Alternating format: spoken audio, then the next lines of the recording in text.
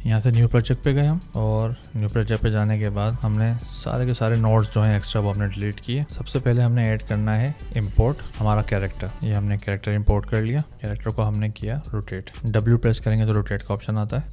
यहाँ से हमने इसको 90 कर दिया, और Q प्रेस करेंगे तो मूव का ऑप्शन आएगा। सिमुलेशन में गए, डोमेन में जाके हमने x की वैल्यू को हमने कर दिया 300, इसको हमने किया 100, और इसको भी हमने कर दिया 100।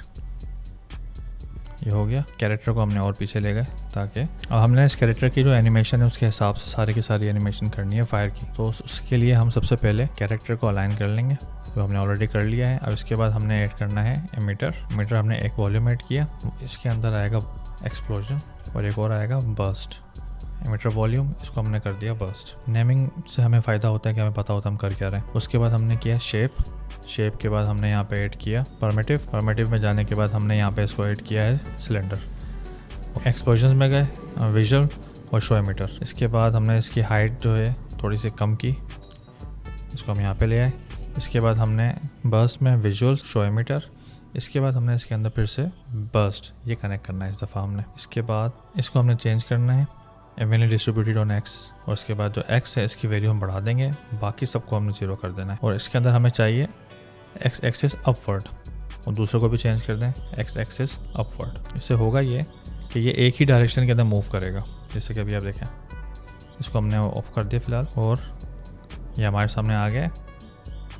यहाँ पे हम ले गए, ये हो गया। ये हमारी हर चीज़ तैयार हो गई है। यहाँ पे शेप बर्स्ट को हमने कर दिया नीचे, और शेप बर्स्ट को हमने एक्टिव करना है कब, जब हमारा जो कैरेक्टर है वो ज़मीन पे स्ट्राइक करे यहाँ पे आके, तो ये इनेबल होगा। और इसका साइज़ अभी बहुत ज़्यादा है, इसके साइज़ को हमें थोड़ा कम करना होगा, ताकि दूसरा इसको भी हमें कम करना है। ये यहाँ पर आया है, इसके बाद हमने थोड़ा सा कम और किया, और इसको हमने मूव करके ले गए यहाँ पे। इसको हम बढ़ा देते हैं, 12 कर दिया। इसके बाद यहाँ पे ये है। एक्सप्लोजन में आके इसकी इमेजन सेटिंग चेंज करेंगे। हमें इसके अंदर जो रिप्लेस का ऑप्शन है इसको हमने कर दिया नो इमेजन, और इसको हमने कर दिया 2, और एडिशनल प्रेशर को हमने कर दिया 10। बस में आए, बस में आने के बाद भी हमने इसकी सेटिंग चेंज करी, और एडिशनल प्रेशर हमने कर दिया 5। बाकी चीज़ें छेड़ने की ज़रूरत नहीं है, और इसको हमने यहाँ पे कर दिया। अगर हम इसका विजुअल्स में गए, शो मीटर हमने ऑफ कर दिया, ताकि हम सिर्फ और सिर्फ जो हम एक्सप्लोजन क्रिएट करना चाह रहे हैं हम वही क्रिएट करें। ये हो गया।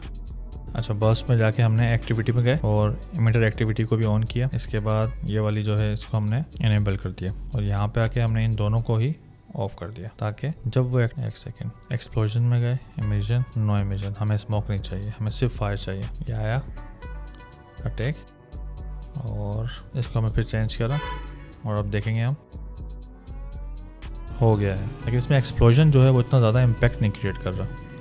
तो उसके लिए हमें चाहिए होगा, पहले तो वेलोसिटी ट्रांसफर को हमने बढ़ा दिया। दूसरा, अगर हम इसको कर दें 50, अब जो इम्पैक्ट है वो क्रिएट होगा। और दूसरा, हमें फोर्सेस चाहिए होंगी। हमने फोर्स में गए और नॉइस पे सिलेक्ट किया। जो इसमें नेचुरल वैल्यू है वही हम रहने देंगे।